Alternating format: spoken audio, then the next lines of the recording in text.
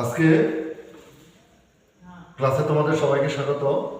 আমার আরেকজন শিক্ষার্থীর অনুরোধে আজকে লগ সূচকের এই অঙ্কটি করব। অঙ্কটি ছিল এরকম: প্রমাণ করো যে a to the power l ভাগ a to the power n, a to the power l ভাগ a to the power n এর whole power n into a to the power l ভাগ a to the power n এর whole power n into a to the power n ভাগ a to the power l এর whole power n equal 1।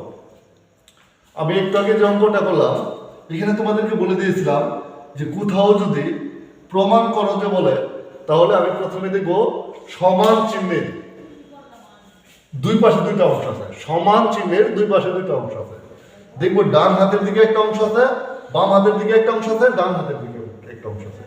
আমরা সাধারণত বাম হাতের দিকের অংশটা নিয়ে কাজ শুরু করে যদি ডান হাতের দিকের অংশটা পেয়ে যাই তাহলে তো আমাদের প্রমাণ সম্পূর্ণ হয়। তাহলে দেখি তো সমান চিহ্নের বাম হাতের দিকে অংশটা কি আছে।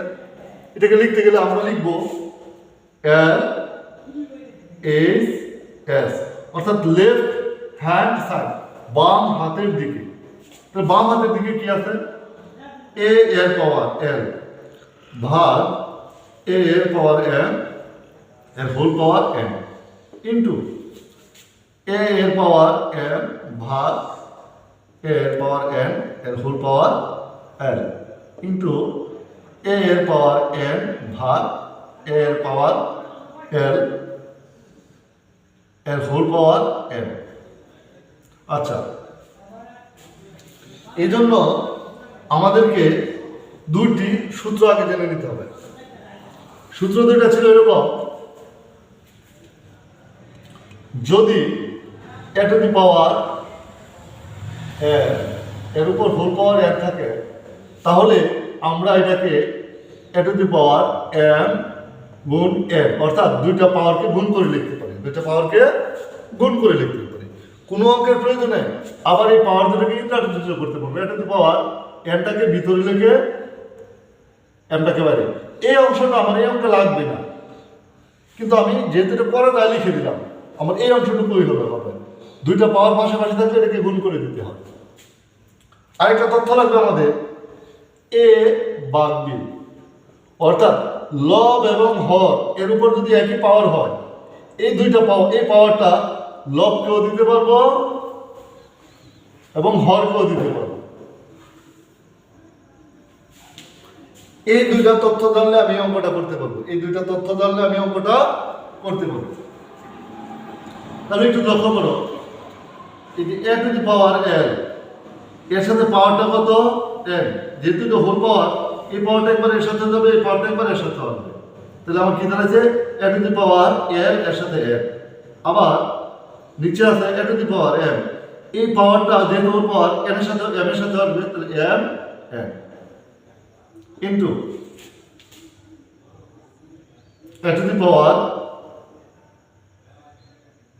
m n, অর্থাৎ m এর সাথে l দিলাম। তারপরে আসবে a to the power n n, এমন হইতো a to the power n n। কিন্তু একটু তাকায় দেখো, আমার প্রথম পদে আছে l n আর এর আছে l n আর এর আছে n n, দুই জায়গায় ব্যতিক্রম হয়ে যায়। কিন্তু আমরা জানি দুইটা রাশি গুণফলের ক্ষেত্রে তাদের ইন্টারচেঞ্জ করলে মানের পরিবর্তন হয় না। এই কারণে আমি এটাকে এইরকম না লিখে এইরকম লিখবো a to the power l n। কারণ কি, এই lটাকে আগে এনে nটাকে পরে নিলে মানের কোনো পরিবর্তন হয় না। কিভাবে হয় না একটু আমরা লক্ষ্য করে দেখি। 3 যদি দেখো সাধারণ গুণের ক্ষেত্রে 3 গুণ 2 এর ফলটা হবে 6। অনুরূপভাবে 2 গুণ 3 এর ফল হবে 6। অর্থাৎ এদের মাঝে কোনো চিহ্ন না, মানে দুইটা সংখ্যার মাঝে কোনো চিহ্ন না থাকলে গুণ চিহ্ন থাকে। এই যুক্তিতে আমি এটা লিখবো। তাহলে লিখতে পারবো এখানে এটার সাথে মিলানোর জন্য কি হবে? l n l x into, তাহলে আমার এখানে আছে কি a to the power m n n। এটাকে যদি আমি এটার সাথে মিলিয়ে লিখি তাহলে কি হবে? অনুরূপভাবে m n। একই রকম ভাবে a to the power l m হওয়ার কথা, l m হওয়ার কথা। l m না লেখা লিখব কি m n m n। আচ্ছা,